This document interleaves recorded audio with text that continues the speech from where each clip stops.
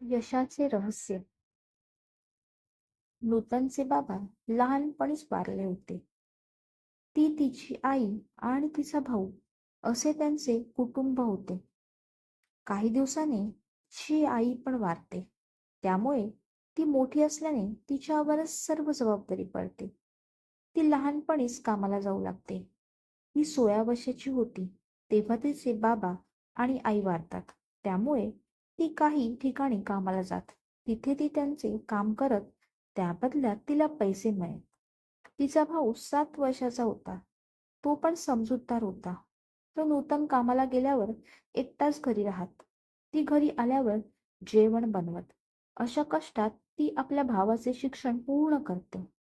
तो मोठा झाल्यावर आपले पण ती शिक्षण पूर्ण करते. तिचा भाऊ सरकारी नोकरीत लागतो. ती पण मोठ्या बँकेत कामाला लागते. आज त्यांचे चांगले दिवस सुरू झाले असतात.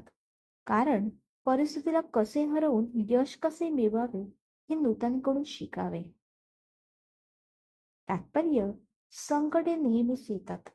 त्यांचा सामना कसा करावा आणि यश कसे मिळवावे हे काहींकडून शिकण्यासारखेच असते.